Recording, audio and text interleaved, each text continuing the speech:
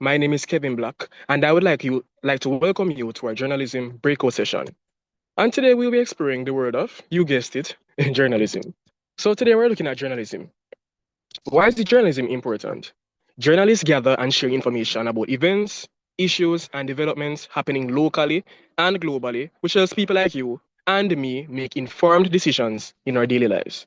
Beyond the news, journalism can teach people about science, history, culture, and more importantly, it can encourage critical thinking and awareness.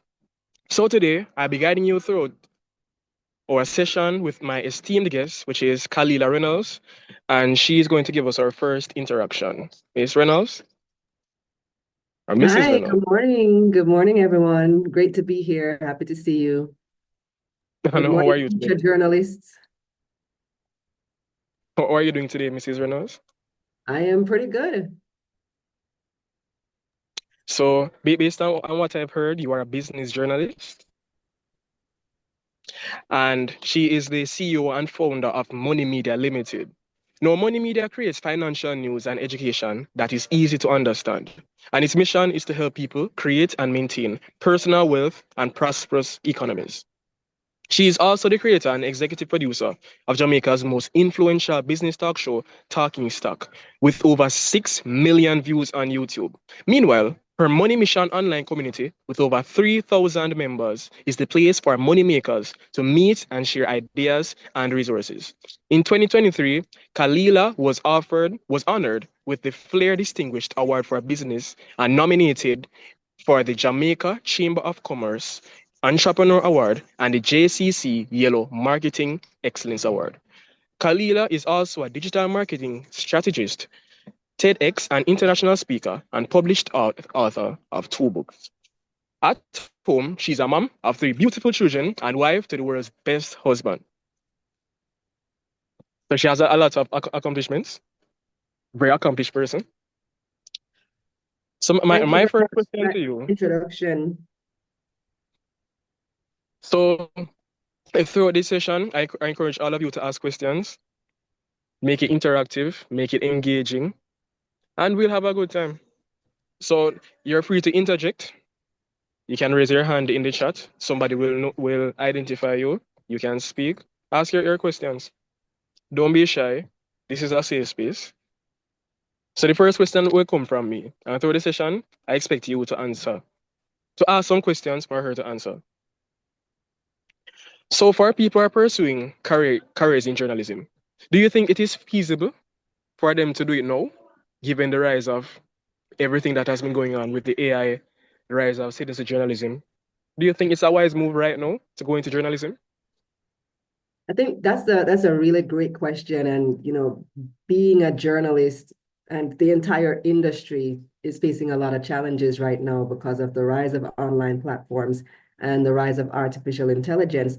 But I think that makes us real journalists more important than ever in this era of fake news and in this era of ChatGPT, where ChatGPT doesn't always get it right. You go on ChatGPT, you ask it for something, and then if you know and you read what ChatGPT produces, you know that it isn't always right. It isn't always 100% accurate. And so the human element is still necessary. I think also that as journalists today can't just simply rewrite press releases because ChatGPT can do that. AI can do that easily. If you want to be irreplaceable, you have to add value, doing the deep research, doing the investigation, getting on the phone, because ChatGPT isn't going to call your sources. AI isn't going to call your sources. AI doesn't know who are the people that they need to be getting information from. AI can only regurgitate what has already been reported and what already exists on the internet. But for you to do deep work and to stand out today, you need to be getting on the phone, doing those investigations, calling people, getting the interviews, knowing who to call, and then also injecting your personality into your presentation. So when I was studying journalism, I studied for print. I thought I was going to be a newspaper and magazine writer. I started journalism partly because I wanted to be a writer, but my first job opportunity came in radio. And I hated my voice. It's like, why are these people putting me on the radio when I have such a terrible voice? And then my second opportunity came in television. To this day, I've never worked in print media. And so you need to be able to adjust to different formats. Today, I work in online journalism. I do stuff for Instagram and TikTok. Who 20 years ago, when I was studying, when I was in university, Instagram nor TikTok existed. And so we didn't even know that this was going to be an opportunity, the way of the future. And then the third thing I would say is that you need to understand that this is a business. So you might be studying today with the mindset that you're going to work at one of these major news organizations, you're going to get a job. But because the internet and social media has made platforms so accessible, you can become your own media house, which is essentially what I've created with Money Media. So all these years, I've been working for various media houses. I worked at NNN, I worked at RGR Group, I worked at CVM TV. I'm originally from Belize, so I worked in media in Belize as well. And around 2020 is when I left my job at NNN and went full-time on social media and creating Money Media. And you also have to be business-minded. Even as a journalist, you have to figure, and if you're working for somebody else, you also need to think about what is going to get the clicks, what is going to get the views, because this is how your media house gets paid. And how they get paid is how you're going to get paid. So if you want your company to stay in business, you also have to think not only as a journalist, but you have to approach it from the business side as well. What are the stories that are going to get the eyeballs and the clicks and the sponsorship? What are the things that advertisers want to see in the media that are going to get you and your company paid? I'm glad you mentioned the business side of journalists because a lot of the time, a lot of us who are studying journalism, we just want to do investigative. But there are multiple facets to journalism. So, what do you consider the most important qualities for a successful business journalist in today's fast changing economy? So when I first started, I was not a business journalist. I started out as a regular journalist, just doing all the beats that covered crime, politics, even a little bit of sports. I worked at Sportsmax for a bit. I know nothing about sports. I covered the Winter Olympics for Sportsmax, and I had no clue. But the thing is, once you're a good communicator, you can learn all the other things. So like I said, I started as a journalist with no specialization. And then I ended up in business journalism, even though I never studied business. Because once you are a good communicator, you can apply that to any subject.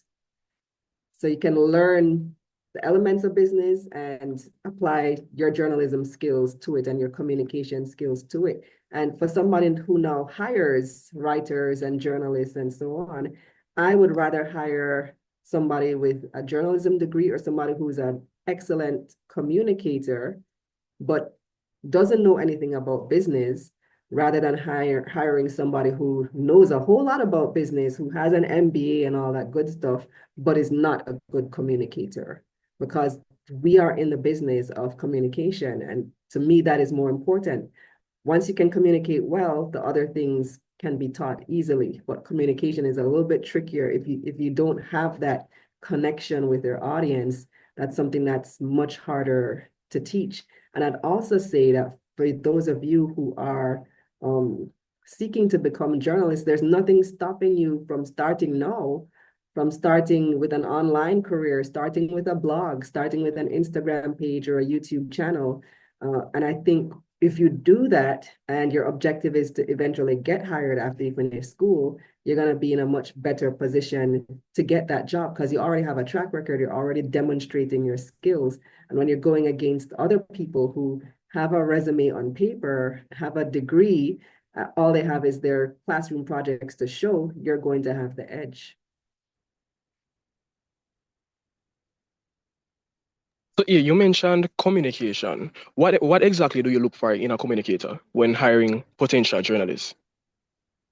So for writing, I look for people who are able to explain things very simply.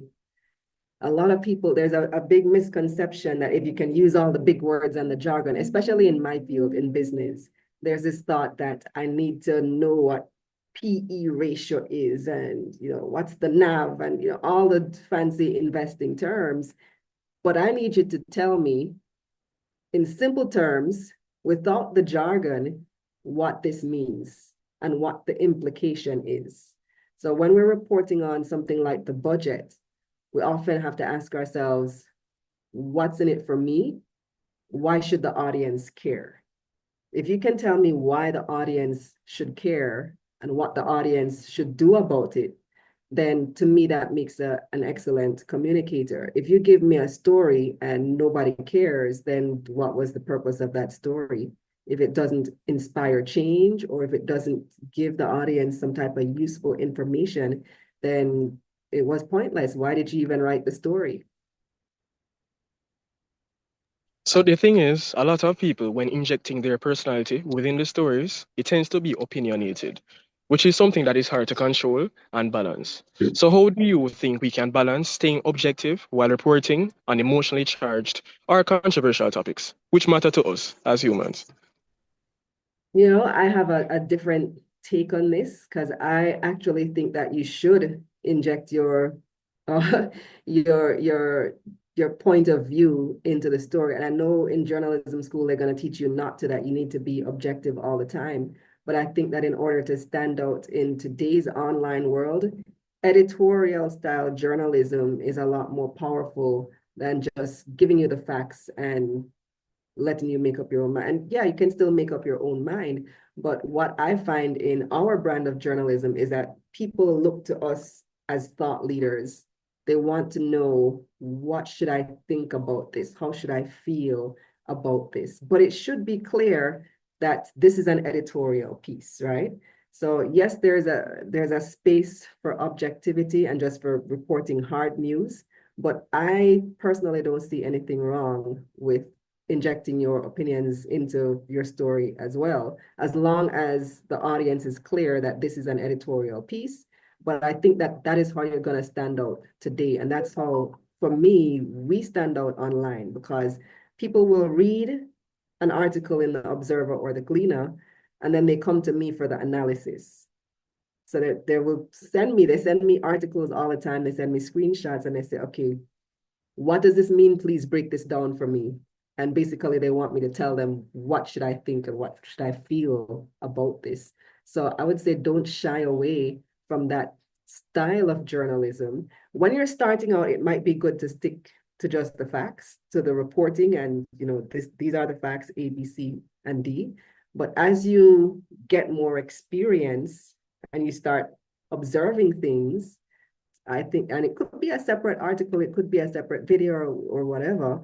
I think there is a lot of room for interpretation and for helping people to understand what this is really about and how it affects them.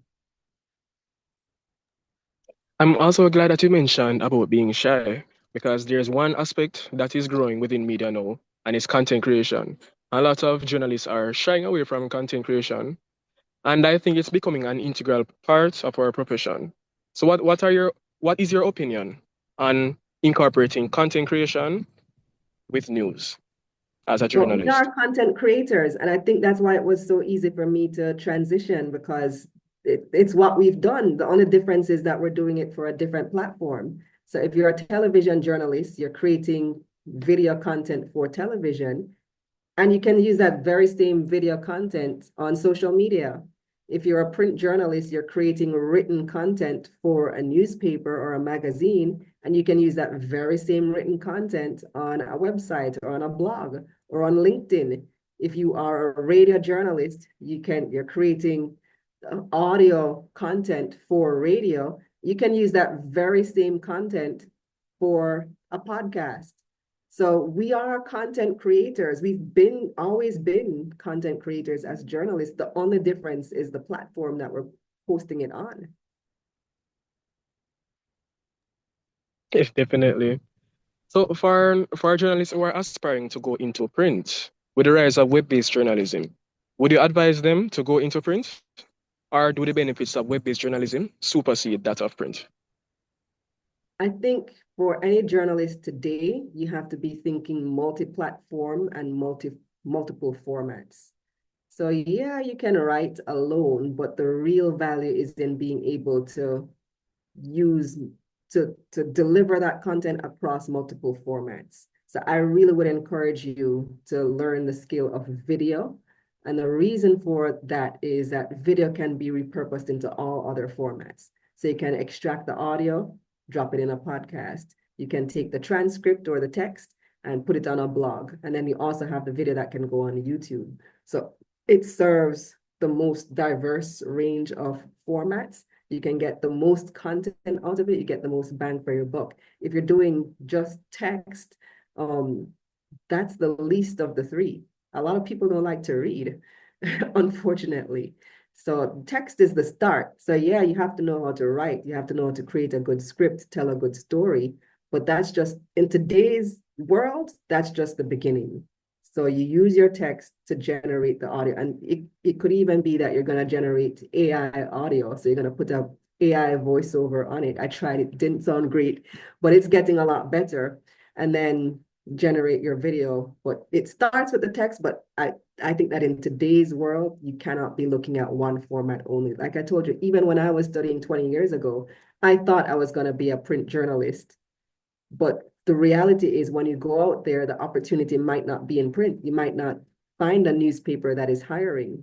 The business of newspapers is being really, really challenged today. They're not making money. And so you're going to have to be very flexible in what type of output you are able to create. So don't limit yourself to print, even if that is what you wanted to do. And even more so today, if that was my situation 20 years ago, imagine today. You have to be able to produce from multiple platforms. So how does one transition from a student into the house of media, into the world of media? Because what a lot of us have been noticing, even on the TV and on the radio, we have been hearing and seeing the same voices and the same faces over the years. So it seems like the barrier for entry is really high. So how does one get their foot through the door as a graduating student, as a senior student who's transitioning into the field? You know, that's actually not true. So you may see at the top level, yes, the anchors are people that you've been seeing on TV for years, hearing on radio for years. But at the entry level, there is a pretty high turnover in journalism. Having worked in many newsrooms myself, a lot of young people come and go. They don't make it because they're not paying attention to the news. That's been my experience in somebody who has been involved at the managerial level in media and has been involved in hiring. The people that we're getting coming from journalism school, they don't even know what's going on in the news. Like, how do you want to be a journalist and you don't know who the Minister of Education is? I've interviewed people and they can't tell me who is the Minister of Labor. How am I going to send you out on the road to get a story and you don't even know who the person is? You have to be up to date on your current affairs. So you have to be reading, you have to be watching the news and listening to the news and knowing what is going on in society today. Otherwise, how are you going to be successful in a newsroom? So it's not just about having the skill of writing and producing a story, but if you want to be a successful journalist and you want to stand out at a job interview, simply know what's going on. I've interviewed way too many final year students, people who just graduated, who are totally clueless about the issues of the day. And that can't work. So that's going to be your cutting edge. So I have a question, but this time it's not about the students. How can the lecturers at the institutions better prepare the journalists for the world of work? Since it seems like a lot of them are not fully prepared for the field. What can they implement to improve the quality of the students going forward? Well, I don't know what they're currently doing and how, like, what strategies they're using to teach, but I would definitely recommend that you use more current real life examples. So when I was going to school, I went to journalism school in New York, actually, and we had to go to like a city council meeting and report on the city council meeting. So I think going to actual events, because press conferences are open to the public.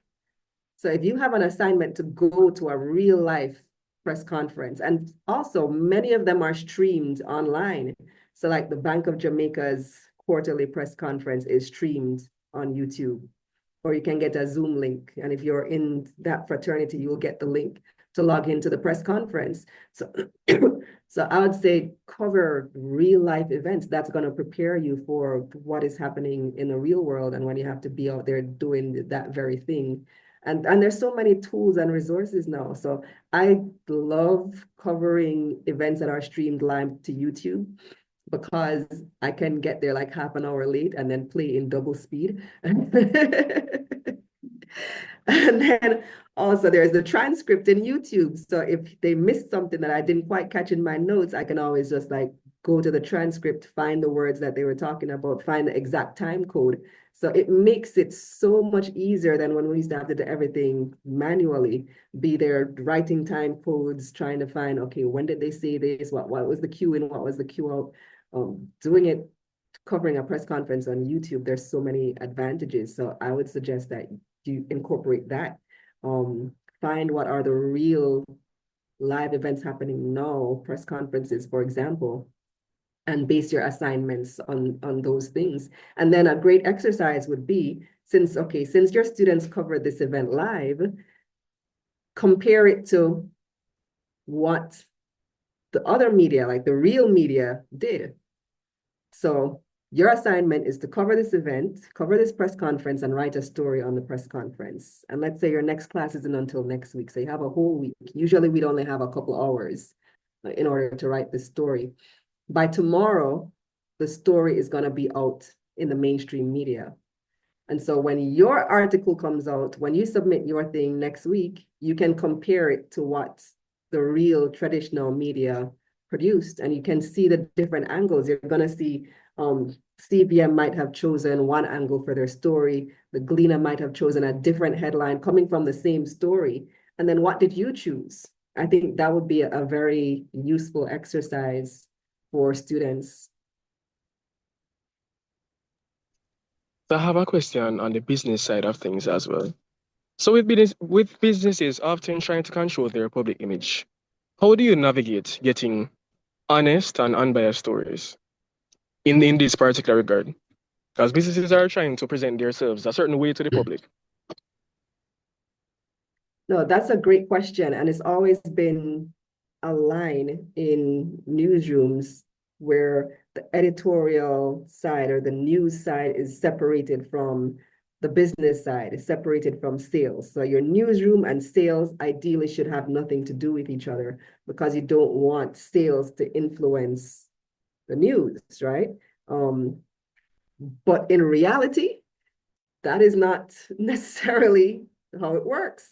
And you may have stories, you may have a company that is a major advertiser on your platform, and you run a story that they are not happy with, you're going to get a call from your boss. And it may be that your boss will defend you, which is ideal, which is what should happen. But it may also be that they might ask you to run another story that is a little bit more positive. There are realities because bills have to be paid. And then now for me, I'm in a position where we're a very small media company. We do have advertisers and sponsors who spend a lot of money with us. And then you have the story that's not so positive about your client. How do you manage it?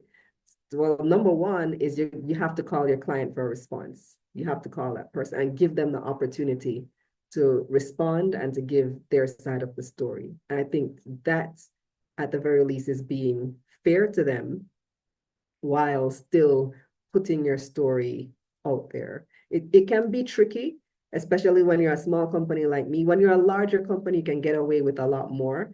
But I think being fair should always be top of mind. At the very least, you need to give them the opportunity to respond. Okay. So this is a personal question. Do you prefer business journalism over traditional journalism, given that you've been all about. You've gotten a lot of experience over the years. Do you prefer this to what you were doing previously? I do. That's why I'm doing it. No, but what happened is I found a niche that really resonated. People, most journalists don't like reporting on business stuff because they think it's all about the numbers. And a lot of journalists become journalists because they hate numbers, they hate math, but they love English, they love writing, they love reading, but they hate numbers. And so I found that it's very easy to stand out in a newsroom when you actually like numbers. And the next thing is that business journalism isn't only about numbers. That's only a small part of it. Business journalism is about telling the stories of businesses and the stories of businesses and the story of business and the story of the economy is something that everybody can relate to. When we talk about inflation, right, those numbers come out and the press release comes out and it's about the movement in the consumer price index. If I say that to lead my story, the consumer price index increased by 0.5%, nobody cares because nobody knows what that means. But if I say the cost of living gone up, or if I said the price of bread has gone up, we're talking about the same thing, but not all of a sudden everybody cares. So it's just making the stories relatable. When we're talking about business news and companies news, people often think, oh, why do I care? This company made a profit, this company made a loss, or whatever, revenue, blah, blah, blah. The stock price went up, it went down, market traded firm, what does all of that mean?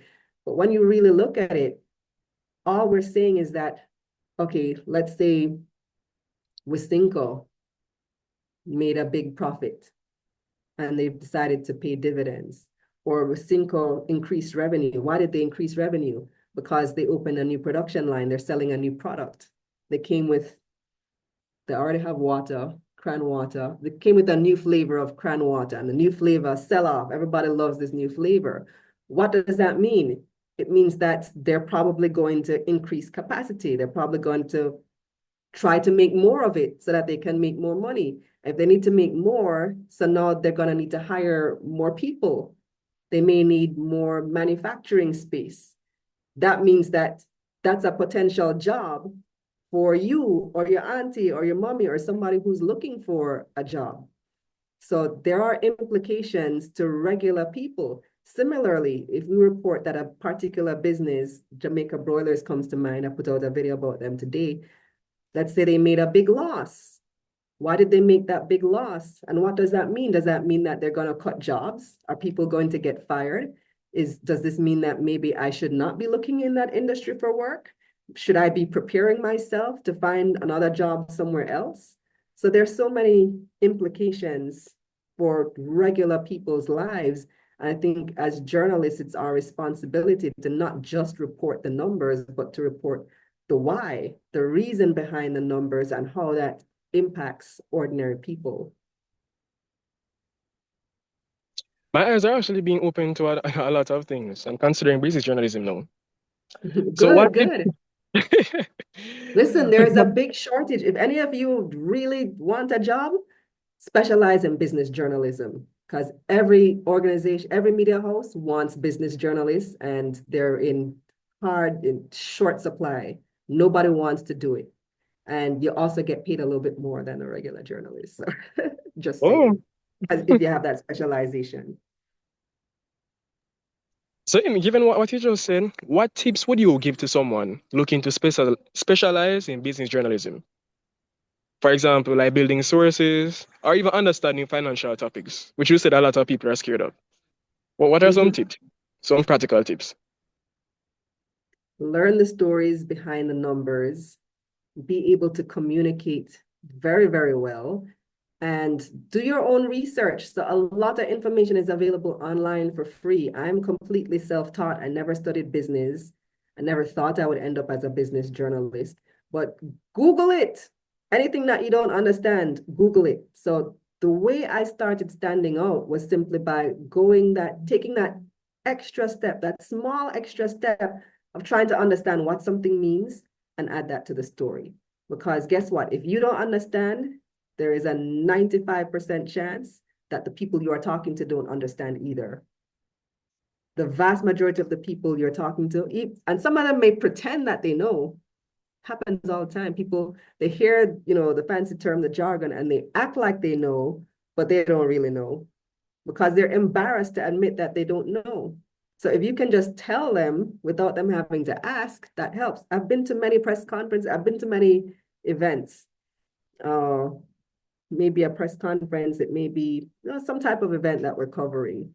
And the speaker is going on and on about a particular topic, and they never explain what that thing means. They assume that everybody in the audience knows what they're talking about. And so at the end of it, they say, any questions? And nobody asks any questions because nobody wants to admit that they had no clue what this entire presentation was about. And typically I'd be the first person to raise my hand. I'll be like, so what is this thing, whatever it is? And then they'd explain. And then after the press conference, people will come up to me and say, I'm so glad you asked that question because I had no idea what they were talking about. And so once you're able to get the clarity, your story is going to be a million times better than somebody else's story who is regurgitating something that they don't understand. So my number one rule for journalism is seek first to understand and then to be understood. Seek first to understand and then to be understood, because it's impossible to communicate something effectively that you don't understand thoroughly. And that's why people come with the jargon, because it's BS. They don't know what they're saying, and they know that you don't know what they're saying. And so nobody understands anything. Communication didn't occur. If you guys do communication studies, you understand the concept of noise and feedback and all of that stuff. Communication didn't occur. You put a message out there, the recipient didn't understand it, and so the communication was ineffective.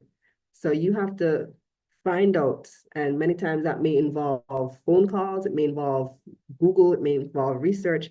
I have a few people on standby who I call for certain things. I'll be like, Dennis Chung is one of them who I call all the time if I don't understand something. I'm like, Dennis, brought this down for me. I'm trying to report on this story, but I don't understand it. Tell me what this means. And he'll tell me what it means. And the more he explains, if I still don't understand, I'll be like, listen, I still don't understand. Talk to me like I'm 5 years old.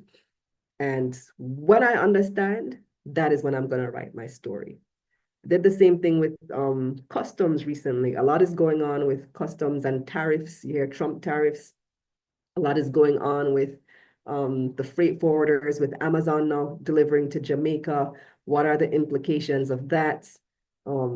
Since they're delivering, and with when the Trump tariffs first came into effect, the first round was announced. I was like, okay, so if I order from Shein and ship to my mail pack address in the US, but it's coming straight to Jamaica, the item is not staying in the United States, do I still have to pay the Trump tariffs because the item is not staying in the US?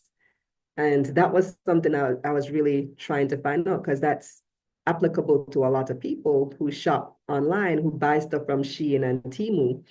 And so I had to make a few phone calls. I had to call a customs broker that I know, somebody who works at Jamaica Customs, to try to explain, okay, does stuff that is only passing through the US still attract tariffs? How does that work? Calling people at the freight forwarding companies, how are you dealing with it? And just simply seeking to understand before you even start writing your story. Something just occurred to me. I had another question, but this just came to me just now. I notice you're very articulate when you're speaking, and a lot of us journalists have problems with articulation. Some of us speak very quickly, like myself at times. What do you recommend to people who want to improve their speech? Because communication is key, and without people understanding what you're saying and you speaking clearly, then communication cannot occur. So what are some tips in regards to that? So we can talk clear like you. Practice, read out loud. I remember the first time I tried to read something on the radio, it was a disaster. I ran out of breath and I couldn't finish what I was saying because I was reading too fast. But all it takes is practice. It seems easy, right? You just read something. but you don't realize that it takes a certain level of control. Most of the time, all you really need to do is slow down, which gives you some time to think as well. If it's not just reading and you're trying to make a point, slow down rather than saying the ums and the and throwing in those filler words. Just take a pause. Take a pause to think about what you're going to say next and then say it rather than rambling on and nobody has any idea what you're trying to say. They can't hear you, they can't understand you. But most people speak too fast. So just slow down a little bit, and that gives you time, that gives people time to hear what you're actually saying, and it gives you time to think and to formulate your words and your sentences properly. That's some solid advice that I'll be taking for myself. So, for young journalists who And are the posture, target audience for the next one would be posture. So it makes a big difference in how you sit or how you stand, the way your voice comes across. If you're sitting like this, your voice automatically shrinks, right? As opposed to when you sit like this and you're projecting, you're speaking from your diaphragm, it makes a huge difference in how people receive you and how your voice comes across. I've heard it before on podcasts as well. I have a couple of friends who do a podcast, and this was a while back when they started, a couple of years ago. And I told them when I first heard the podcast, I said, I can tell that one of you is sitting like this and the mic is right here. And the other person is like this in the chair and the mic is over here. And when I said that to them, they laughed. They said, that's exactly how we sit. It comes across. We can tell. Posture makes a huge difference. I almost feel like I was being singled out because when you mentioned posture, mine was terrible. And I immediately fixed and adjusted myself, you were talking. So, and as you wind down, I'm a lot of us are nervous as young journalists. We want to make an impact. A lot of us are not sure how. What advice would you give to young journalists who want to make a meaningful impact in the field? I'd ask you to examine what are the questions that are on your mind right now. Like you hear something and what causes you to think?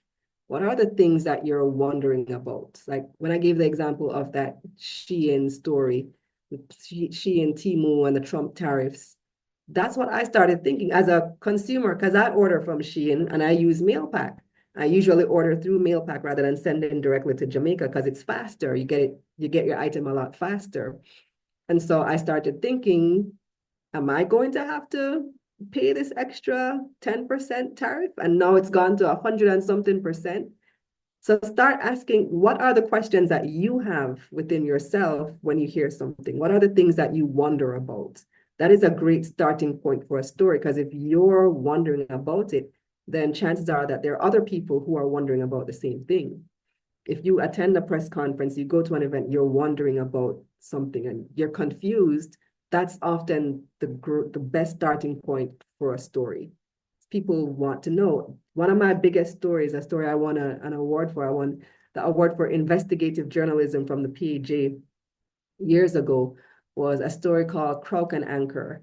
The Minister of Industry, Investment and Commerce at the time, Anthony Hilton, made an announcement in Parliament that this company called Croak was going to invest $5 billion in a logistics hub for Jamaica. And everybody ran at the store. It was huge news. A $5 billion US dollars is a massive investment. And everybody, the headlines are all over the place. And so my very first thought was, well, who is Croak? I never heard of this company before. And so I did a simple Google search and I'm not finding anything. No, a company that's in a position to invest 5 billion US dollars must be a pretty big company. It must be a fairly well-known, well-established company. I'm searching Google, I'm not finding anything on this company. That's the first red flag. So now I start wondering, is this legit? And I start digging. I eventually find an address for the company. And when I found the address, I said, well, let me look this up on Google Maps, on Google Earth. And when I found the address, the location on Google Earth, it was like a tiny little back office room somewhere. I'm like, this does not look like a company that has $5 billion to give Jamaica. This doesn't make any sense. I started digging some more and some more and some more. And ultimately, they had to admit that this, it seemed like it was a scam. And this was announced in Parliament. And so that was one of the stories that I won a pretty big award for. So just let your curiosity lead you to the story and follow that and follow your instincts and keep digging. There's another burning question within me. I am actually trying to write some stories right now, and I'm having issues getting through with sources due to unavailability, due to time. There are lots of constraints when picking sources for news stories. So, what are some typical approaches that you undertake when getting credible sources for your stories? Well, tell me how you do it. Okay. Pretend I'm the person you're trying to call. What's your approach? So, I would call your First of entity all, first. tell me what your story is about. And now you're calling me as a source. All right. So my story is about flooding within a community in Portland, and I'm calling you as the member of parliament at that time to give me Mhm, your perspective on that particular flooding to add a mhm. credible source to my story. However, you are quite busy. I'm trying to reach you through your secretary and other people. They told me that they are going to pass on a message onto you, but time has passed, no feedback. Yeah, you'll never get through like that. Through secretaries? Well, what do you say to the secretary? I explained to the secretary that I'm a student and No, this is a so requirement. I'm the secretary. Tell me what you're Oh, doing. so essentially, I'm a student at the Northern Caribbean University in their All Department of right, Communication stop right Studies. there. From time they hear student, this is not important to them.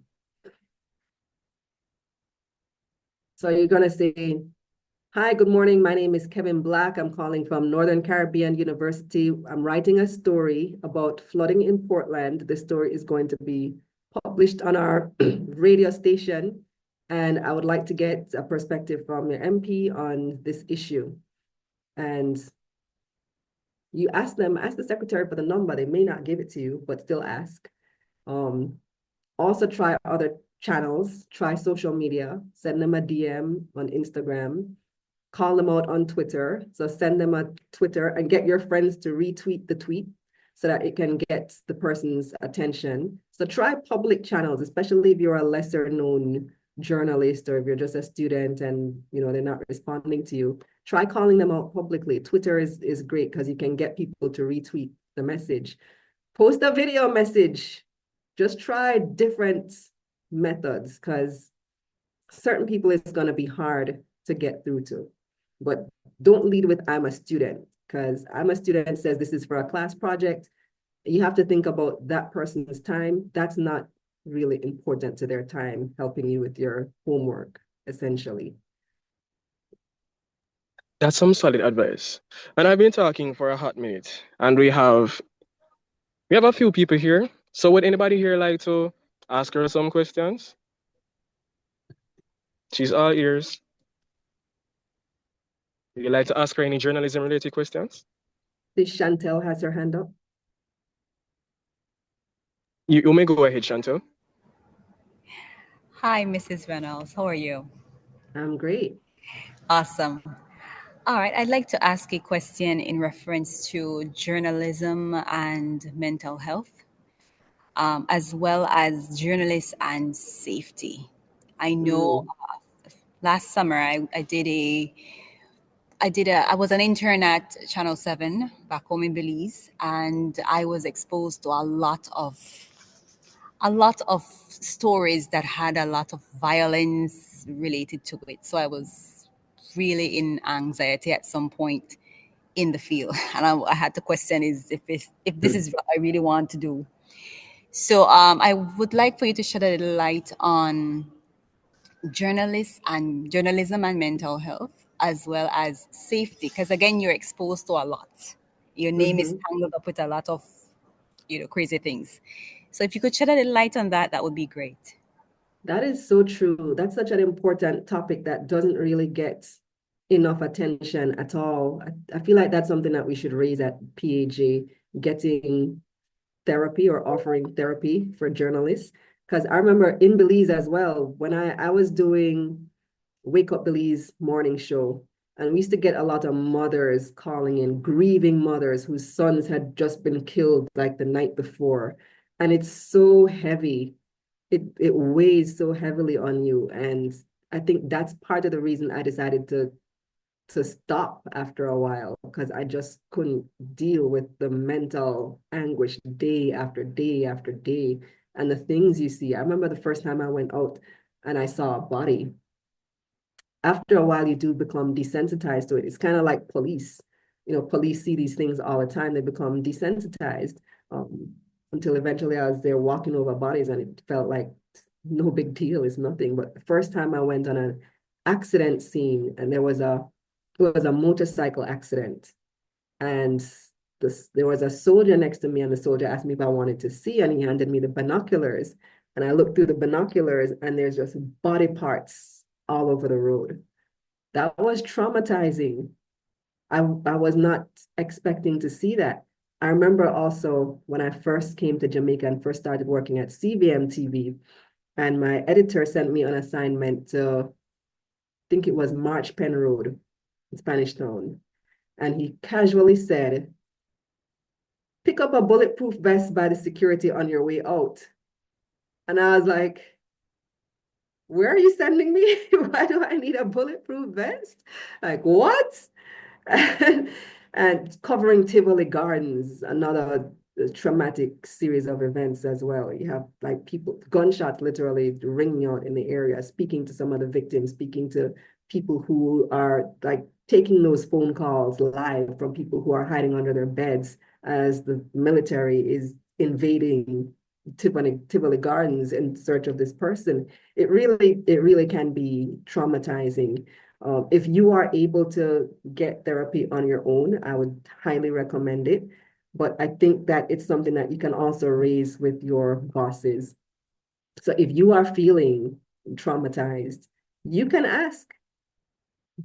There's a possibility they'll say no, but I think that in today's age where mental health is really in the spotlight, I do believe that if you ask your employer for access to therapy, they probably would try to accommodate you. I think that's a really, really great point, that we should advocate for more mental health resources for journalists.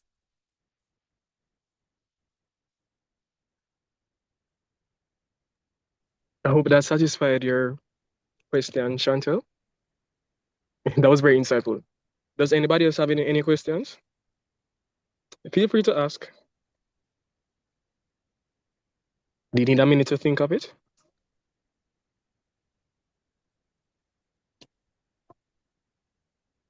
So you can indicate by raising your hand. Any question journalism related, a burning question that you had inside of you, feel free to let it out. It's a safe space. We don't judge. As police and military have access to therapy and that type of thing as part of their practice. Journalists, we go through the same thing. We should have similar access. We should have those resources too.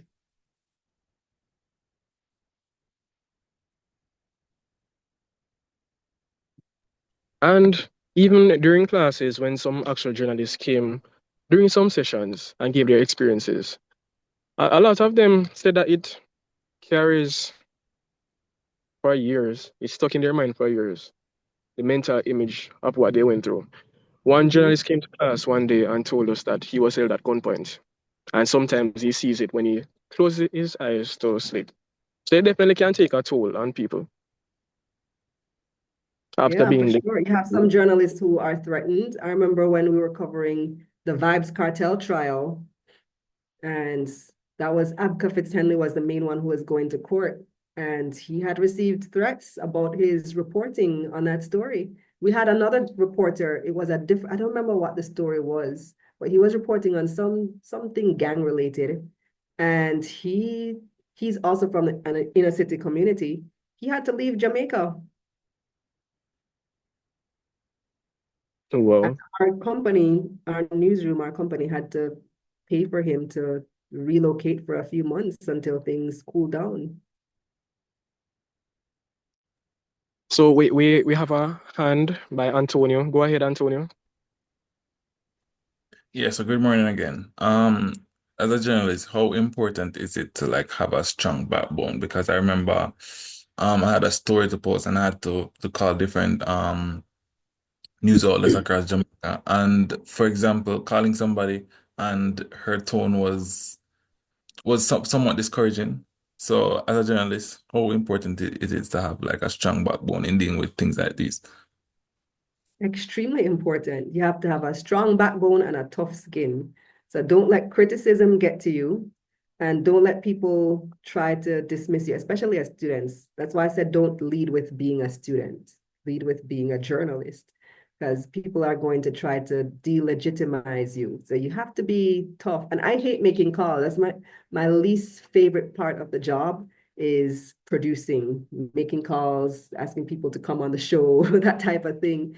But you have to get tough. You just have to toughen it up and speak with authority in your voice. If it helps, you can write down what you want to say in advance. That way you're not mumbling or stuttering, trying to figure out what to say. Practice it out loud a couple of times.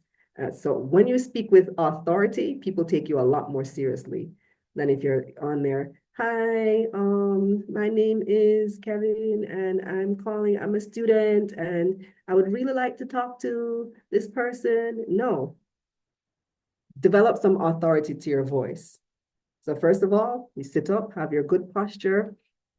Good afternoon, I'm calling from NCU and my name is so-and-so and this is what I'd like to talk about. This is who I need to talk to. So pretend you are 10 years older than you are, because a lot of you are like maybe early 20s, I guess. Some of you may even be teenagers. Pretend you're your mother or your father. You know, there's a famous quote that says, assume a virtue if you have it not. I think that was Eleanor Roosevelt. So if you want to sound like somebody with authority, pretend that you are somebody with authority. And the person listening on the other line is going to hear that authority in your voice and take you a lot more seriously right off the bat. I feel like you were sent by God to speak to us today, because a lot of what you're addressing relates to me personally, and it's very practical, and I'll use this in my journey going forward. Really appreciate some of these responses. So I'm seeing one more hand from Chantel. Is it from when you answered the first time, or do you have another question? No, I do have another question. Okay, I go know ahead. that there's the freedom of the press and all of that, but are there any real things set in place to protect journalists? I know you alluded to a few examples of people being threatened and family members, you know, you're exposed to a lot. So are there any real code of ethics, whatever it is, that, you know, where journalists are protected from being in the face of harm? Not really. There's supposed to be, when it comes to like the Freedom of Information Act and that kind of thing, and you're not supposed to be victimized. But then, so that applies to, say, political figures and maybe public bodies and so on.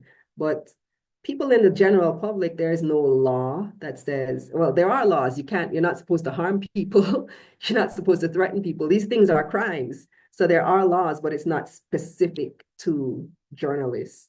So you just have to take it to, I guess, if you are threatened, if something like that does happen to you, and it's a criminal matter, just that it's not specific to protecting journalists.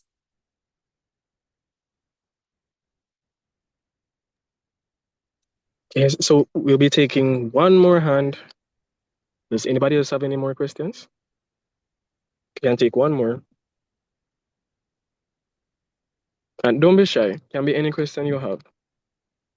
Perhaps something that can benefit you in school currently, or something for the future after you graduate from your program of study.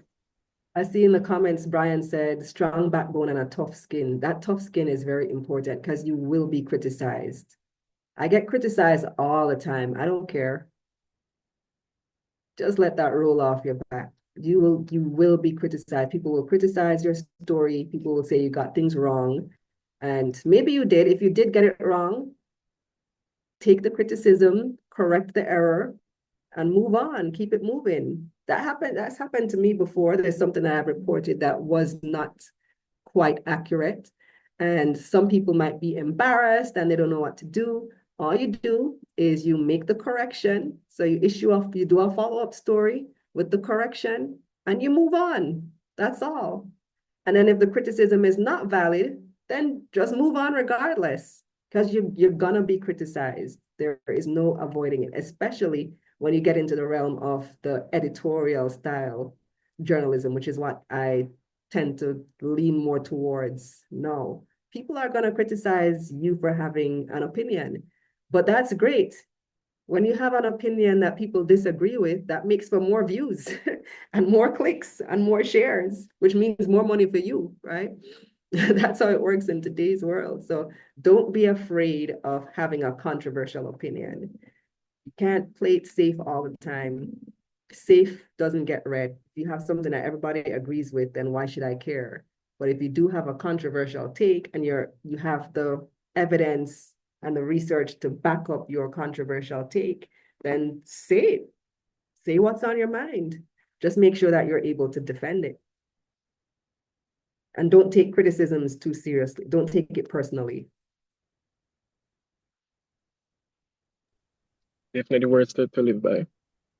So in the chat, Shakira says, what advice would you give to upcoming journalists who are struggling with mental health and are worried about different issues they would report and that may trigger their mental health? Well, if you're already struggling with mental health, then maybe avoid those types of stories if you can. So if you can have a discussion with your editor that this is something that may trigger you, you can always be reassigned to something less that is likely to less affect that mental health, such as business journalism. I don't have those issues anymore because I don't report on crime anymore for the most part. There is still a lot of controversy in business. Businesses can be running practices that can be doing practices that might be shady. There's a lot to report, but it might not be as triggering as dealing with something like crime and have to talk to victims. You have to talk to a mom who just lost her son. There are different types of stories you can report on. So it's possible that you can avoid the types of stories that trigger you. Second thing I would say is to seek therapy. I've recently started therapy for the first time in my life, and I'm like, where has this been all my life? I should have been doing this a long time ago. It's very useful. It's very helpful. And if you can talk to your employer about offering that benefit, there's a good chance that your employer will oblige you, especially if you let them know that this is something that you're struggling with. And the other question says, how do you deal with cases surrounding defamation? So defamation, the best defense is the truth. So if you reported on something that is true, that somebody else doesn't like, and they start bawling defamation, your employers, most media houses have lawyers either on staff or on call. And so you take that to your news editor, and your editor will decide, and in consultation with your boss, the manager, they will decide how they want to deal with it. If it was an error that was made on your part that defamed somebody, typically they're going to ask for a written apology, and that apology has to come in has to be given the same prominence that the original story was given. So if your defamatory story was front page news, the apology also has to be front page news. So typically you can handle it without it getting to court if the error was on your part, but the best defensive truth is truth. If this story was true and your editor is going to stand by you if the story was true. It's never been my experience that you ran a story that was true, that was 100% factual. You have your sources to back up what it is that you've reported, and so the person you report on tries defamation and the editor doesn't have your back. In my experience, they will have your back. Your boss is going to have your back on that. And because that is the whole purpose of us doing what we do, being able to bring the truth to light. The only cases where an editor might not have your back, I've never seen them, because people who take this job have to have the backbone, like we were talking about. You have to be able to speak truth to power. You have to be able to back up what you say. But if it was your mistake, if you ran something that was untrue, then you have to take accountability for that. You have to own up, you have to man up to it, make the apology, make the correction, and then keep it moving. Thank you. Our next question comes from our moderator, Mr. Cuff. Hi again, Kalina. So it's a twofold question. So there are students who are shy or introverted, and they're wanting to be good journalists, but they're just reserved. So they don't want to come out of that shell. What's your advice to them? And two, there is Kalina, Money Media Limited. There's Kalina having a private life. How do you balance the two? So for students who are reserved, find your Sasha Fierce. You know, Beyonce has said that she is extremely shy as well and reserved. And you notice her public persona, like her Instagram, she posts pretty pictures. She doesn't really get into much. She's shy, but she's this amazing performer on stage. And you wouldn't think that somebody who performs the way she performs on stage is actually shy and reserved. And she's found a way to do it by creating this persona that she calls Sasha Fierce, who is her stage persona. And I am a lot the same way. I am very quiet. I don't like people to talk to me. When I go out, people want to say, "Hi, you're the money lady." I'm like, yeah, I wish I could just pull up a hoodie and not talk to anybody. But you also have to be aware that you have a public facing personality, then you have to kind of turn it on. So for me, it's a switch. If I'm going to an event where I know I'm going to be around a lot of people, I'm kind of expected to perform, quote unquote, I'm going to turn it on. And then for people who are shy or reserved or introverted, you get your energy by getting that time back to yourself. So I know that I'm not going to do back-to-back events. After an event, I need to go home and decompress for a while and be by myself for a little while, and that's going to energize me again. But you just need to create that public-facing persona. And I know when I step into that room, it's time to turn it on. When I'm at the supermarket, I may be in off mode, and sometimes it's a little harder to turn it back on because people want to talk, and I don't really want to talk. But you just try to make it brief and keep it moving. The other question was, what was it again? Balancing your public and private life. Balancing public and private life. That's not so hard to do. Just don't put everything on social media. It's tempting to want to take up your phone and broadcast everything, broadcast your whole life, but it's not that hard, especially if you're a public figure. I find myself sharing less and less about my private life than I used to. I used to post a lot of pictures of my kids and my family and stuff going on at home. I don't do that anymore. And it kind of just naturally happened. It's not that I don't want to, but I do kind of just want to keep certain things private now. I see Laurie has her hand up. Yes, you may go ahead, Miss Henry. Hello, Kalila. Good morning. It's still morning. Yes, I used to look at the pics and posts that you used to put up. As I was delving more into developing money habits, I started to follow you. So I was looking at some of those. I find it amazing that you would say that, are you hearing me? You would say Yes. that it's not that hard to balance work and life. You're one of the few people who would say it's not that hard. But thanks for your advice. My question though is around your business.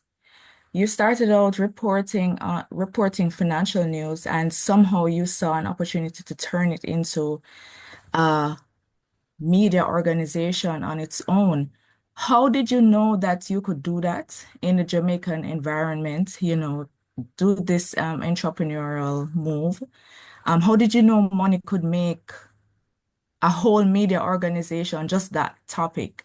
And the second part to that question is there more space on the Jamaican media landscape for entrepreneurship like what you have done, media entrepreneurship?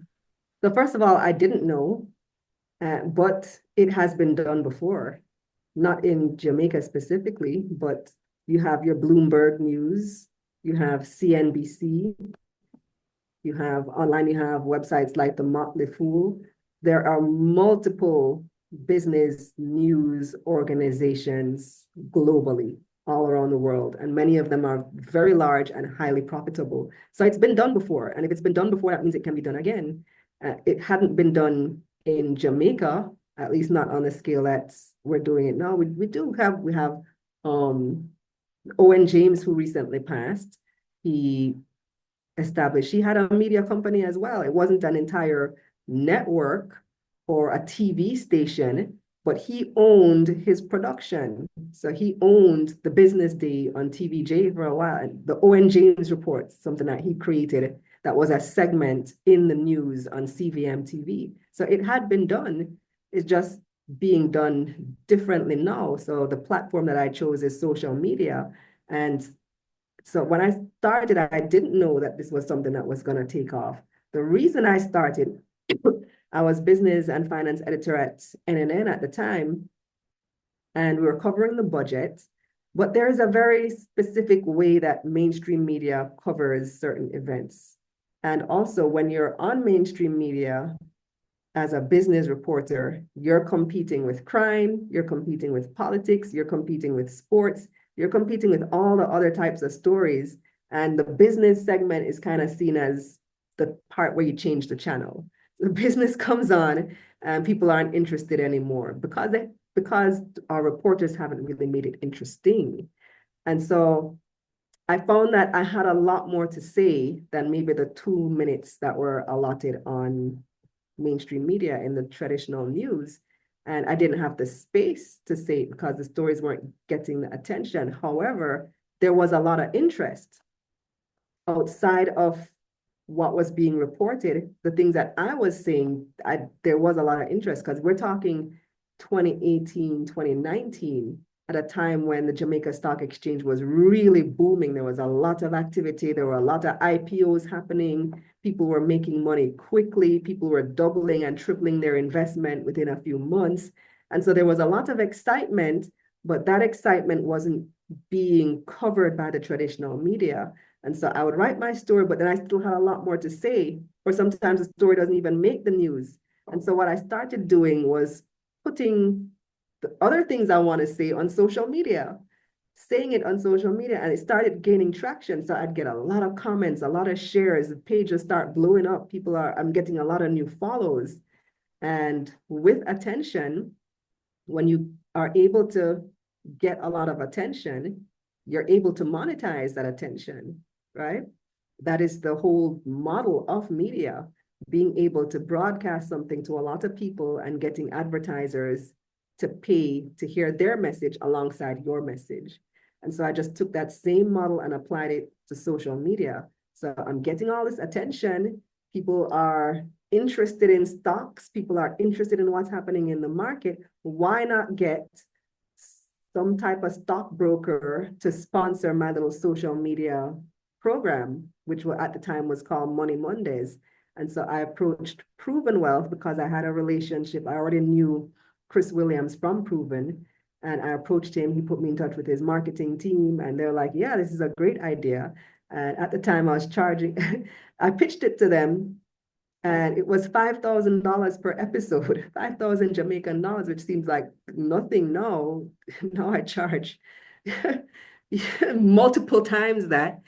But at the time, that was a big deal for me because we were doing I used to do it every Monday. So that's 4 or 5 times a week. That's an extra 20, 25 grand in my pocket. That was nice money for me at the time. And it just grew from there. I did Money Mondays every Monday. It was like 3 to 5 minutes each Monday. And after doing that for a few months, I realized there's still more demand. So I went where the demand was. The demand wasn't being met on radio, so I went to social media. The demand still wasn't being met with this one product that I had on social media. So I developed Taking Stock, which is a more extensive program. It's an hour and a half every Tuesday. And now with Taking Stock model, again, using the same skills that I acquired working in radio and television and knowing how advertising works, I can develop segments for my show, for my YouTube show, produce it the same way you'd produce a TV show. Now that we have segments, we can have sponsors for each different segment. And that's how that came about. It kind of just was a journey. But when I first started, I did not know, and I did not do it with the intention of it becoming a business. I just needed an outlet for my other ideas. And so now in today's landscape, anybody can do that. Anybody can take that same model, because in order to become a broadcaster, you no longer have to own a broadcast tower or a radio studio. All you need is a phone. You don't even need a mic. You can just hold on your phone, go on the recording app on your phone and record a podcast and post that to a podcast platform, and you're in business, and then get a sponsor for your podcast. It's not as hard as it used to be 15, 20 years ago, even 10 years ago. Awesome. I'm happy I asked you that question, and thank you for the response that you gave. Just one more thing. Can I, Kevin? Yes, miss. Okay. You said you didn't know it would become what it became, but you were quick to grab the opportunities that you saw. My other question is, did you start out being interested in money and finance, or did this grow as your career evolved? Is this something you liked initially? It kind of grew as my career evolved. But I don't know if you were on earlier when I was saying that in most newsrooms, nobody wants to do the business stories. Nobody wants to cover the budget. Nobody wants to cover the economic news. I experienced that myself actually as a reporter, yes. Everybody's afraid of numbers, and a lot of journalists become journalists because they hate maths, and they figure they'll never have to do maths as a journalist because you're supposed to be writing stories and presenting and reading, and it has nothing to do with numbers. But then there is this niche that needs to be served that requires some element of just looking at the numbers and reporting on it and making it relevant to ordinary people. So it was pretty, I've always liked numbers. I did grade 1 CXC maths in 3rd form. So I've always liked that kind of thing. And I've always been interested in stories about the economy as well. And also, if you heard my conversation with Chantel, I didn't really like, I got burned out doing the crime stories because it becomes mentally exhausting. If I was able to do these stories, which were a lot more aligned with what I wanted to do, and to me, they were very interesting and they weren't being covered in an interesting way, then that became a really good niche for me. I became known for doing those types of stories. And so because I like doing them, my editor used to just give them to me all the time. Oh, PIOJ, get that to Kalila. Statin, get that to Kalila. Budget, get that to Kalila. BOJ press conference, Kalila, you go. And I was happy to go because I know I'm going to get a bunch of stories out of it. Working at a newsroom like NNN is a very interesting place to work. I call it NNN University because I learned the most there than any other job that I had. At NNN, you have to find your own stories. You have to come to production meeting every day with your own story ideas. Everywhere else that I had worked, stories would be assigned to you. So your editor is going to give you a story to do. At NNN, you have to find your own story. And it's a very sink or swim, and it's a very competitive environment because there will be times that you are competing with somebody else for a story. So production meeting time comes around and you both have the same story idea. who's going to get that story, right? It's going to be who can present the best angle to it, the best spin to it. And there will be times early on in my career where you'd have no idea what story you're going to do. You come to production meeting, you don't have a story, you're in trouble, especially in your first 3 months when you're on probation. I remember my first 3 months very well. I felt so dumb. I'd go to production meetings and everybody seemed so smart. Everybody knows what they want to do. Everybody's so sure of themselves, and I can't even come up with a story idea. And in speaking to my colleagues, I realized that they all went through that same period where they felt so dumb. It felt like they didn't know anything. But the key is to be aware of what's going on, follow the stories. How can you advance the story? What's the natural follow-up from the story? Do you guys know Siobhan Campbell? Siobhan and I started at NNN at the same time, but he was brand new to journalism. His degree was in philosophy. Like, what do you do with a philosophy degree, right? I had already been a journalist for many years before that. And Siobhan is a very bright guy. He's still at NNN. So I started 2014 and we started the same year. So that means he's been there now 11 years and he's doing very well. But I remember in his first few months, him going through that phase of frustration where I don't know, like, how do you find stories? And I remember he brought it up at production meeting and Cliff Hughes said to him, if you can't find a story, you're an idiot. And he looked so shocked, like, what do you mean? And Cliff outlined all the ways that he could find stories, said, you need to read. You need to read the news. You need to read every day. You need to watch the news. You need to analyze. You need to think, what are the follow-ups? How can I advance? And ever since that day, there was an immediate change in Siobhan Campbell. And we all noticed it. All of a sudden, Siobhan has 3-4 stories a day. And we're like, how do you have all these ideas now? It just took, like, there was a click for him in that moment. When you start really thinking like a journalist is when you start asking questions. And it often starts for me by asking questions for myself. What is it that I want to know? And that's how business journalism evolved for me as well. And money media kind of came about from me asking questions that I wanted to know that I wasn't hearing the answer to. I wanted to know, why should I invest in this IPO? Who is this company? Nobody was reporting on it. All you'd hear is such and such company doing an IPO. It opens on this date, closes on this date. This is the price. But beyond that, I wanted to know, who is this company? How long have they been around? Who are their leaders? Why should I invest? What are the risks? I had a bunch of other questions. And the minute I started pursuing the answers to those questions, I found that there were a lot of other people who also wanted to know the same thing. So pursue your natural curiosities and the natural things that you personally want to know, sometimes for your own self-interest, and that's going to lead you to your niche. Thank you. So many gems in that response. Thank you so much. All right, so we are actually out of time. However, Mrs. Reynolds, or let me call you Kalila. We've been talking for a while now. I think we're best friends at this point. We appreciate the time on behalf of the Department of Communication Studies at the Northern Caribbean University. I'd like to thank you for taking your time out to come here to inform us, to inspire us, and to keep us engaged for the time today for this breakout session. Really appreciate the knowledge. I appreciate it personally. I'm going to be applying a lot of this. In fact, in my current courses that I'm doing now, a lot of what you have been saying is what I'm going to be implementing as of today. Thank you so much. We genuinely appreciate it. You're Now, welcome. Thank you for having me. yes. And as we depart from this session, I would like to redirect everyone to the main panel discussion on YouTube. So I'm going to put the link in the chat so that you'll be able to go over.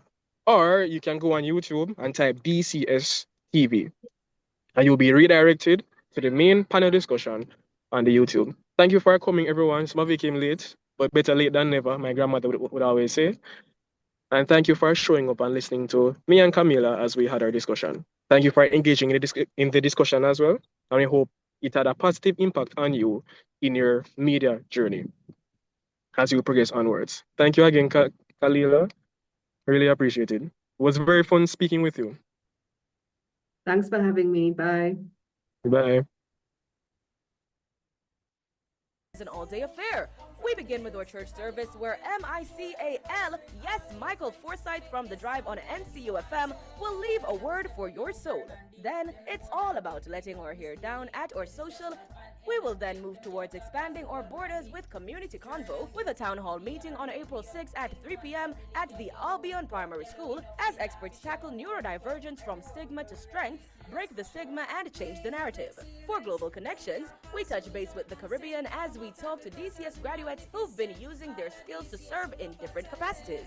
At Showcase My DCS, come watch DCS students embark on different challenges geared at showcasing our skills and talents. Then, it's Symposium and Affirmation Day. For our symposium, the breakout sessions will see Audrey Williams from the JPS for Public Relations and Kalila Reynolds from Money Media Limited for Journalism. For TV, it will be the Social House creator Tara Playfair Scott, and for radio, Vaughn Davis from the JIS. So yes, hear from esteemed professionals, then come celebrate and affirm our own. And to close out the week, on Sunday, April 13, it's our Lignum Vitae Film Showcase at the NCU Gymnatorium. It's an event where we see some amazing work from university students on show. Don't miss it. Week of Excellence 2025, April 5 to 9 and 13. Sponsored by Manchester Cooperative Union, Independence Pharmacy, Bright Diamond Funeral Services, Mandeville Spa and Wellness Resort, Midland Cesspool Services, Three Angels Pharmacy, Manchester Cesspool Services, SKD Shipping, and more. Them can't pass without consent. Come out and be protest, we magnificent. All of these